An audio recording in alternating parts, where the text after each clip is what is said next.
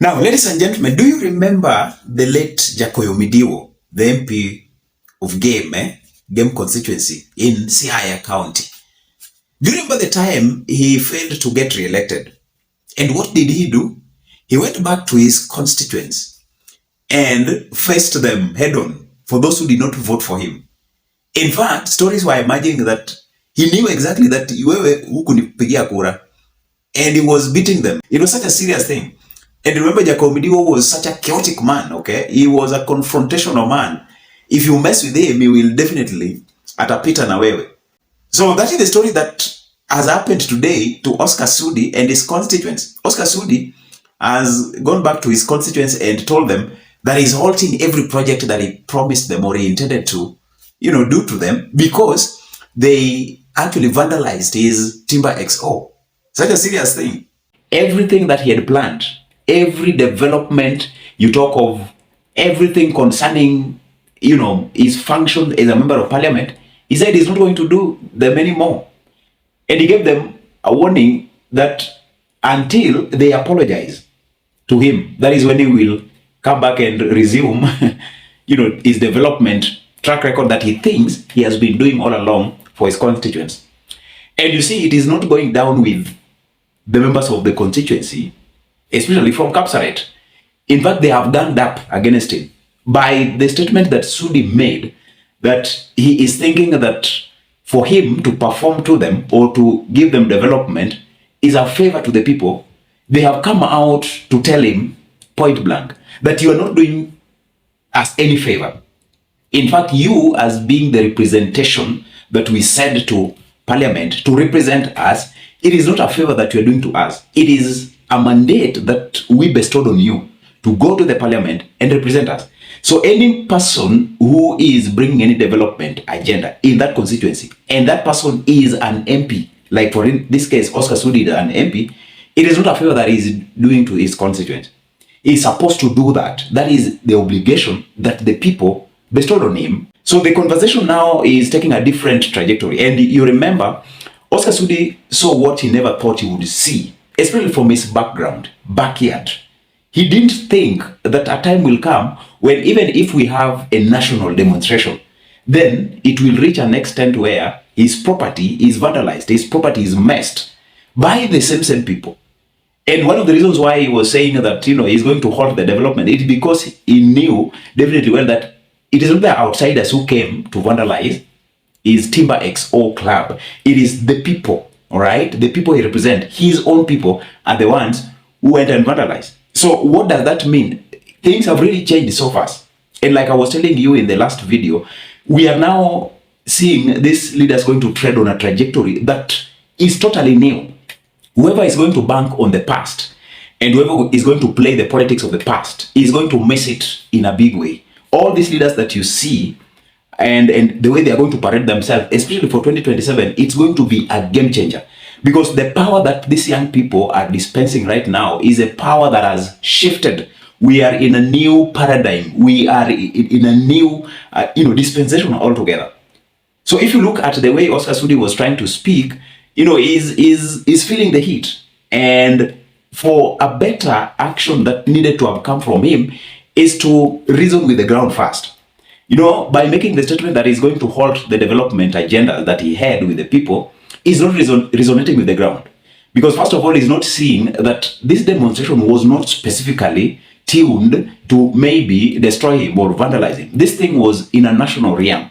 So you can't actually pin them down that their anger was actually directed to your business or your property. This is something which was national. So any outcome, anything that was seen, if there were distraction, like in that case, he need not to actually blame them per se, because they were trying to express themselves in a national picture.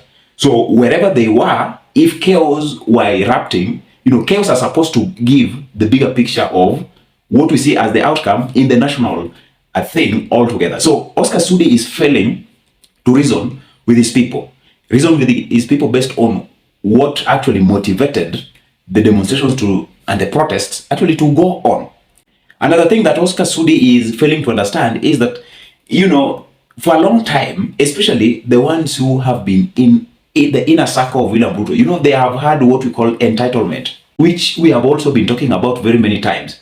The inner cycle of William Ruto, the president, and you bring in the likes of Oscar Sudi, they have taken entitlement to be such a serious thing for them, to the extent that, you know, for them, they don't see any time that maybe their own people can revolt against them. In fact, if Oscar Sudi was to reason with the ground, he needed to have even gone back in time a little bit last year.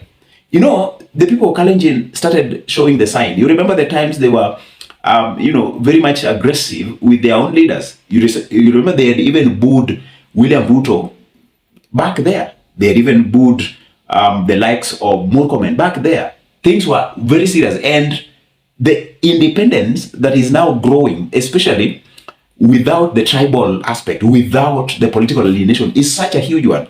So the entitlement that the William Ruto's inner cycle has been having all along is making them to think that there is no time that the people can actually take a moment and tell them that this is the way we want you to go. They have always been blinded. They have always not seen the real extent of what people can do. So the entitlement has made them to be blind. They can't even see that people are speaking a different language that they need to align with. Otherwise, revolution is the end game. And exactly what we are seeing right now. You talk of Oscar Sudi. You know, Oscar Sudi has branded himself as a man who is developing his people. Of course, he has really helped a lot of people. But you see, there is another level to how are you helping the people? What kind of projects are you bringing? What kind of source do you have that you are making wealth and actually helping the people? If we are to go deeper and try to question, where do you get the money to help the people?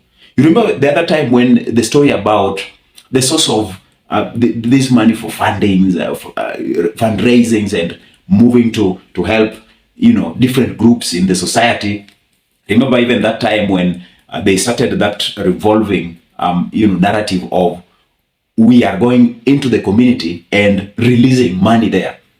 At time, Oscar Sudi and the likes were moving with sacks of money, right? Left, right, center, from aeroplanes, Air Force. They move directly into the villages and they stash money around. Okay, so if you try to question that alone, you know, there is no integrity. Even if you are helping the people, you know, it is still questionable and it can't last actually for a good time because it is not an honest you know, development agenda or project or what you are extending to the people. So the entitlement has made them to be blinded. That people can go to an extent of even questioning their source of wealth, questioning them, okay, you are bringing me money, yes. Where have you got this money from? You remember the story of, you know, wash business. How do they always operate? They always operate like once they have, you know, gotten their money from ill activities, they come and be philanthropic to the society.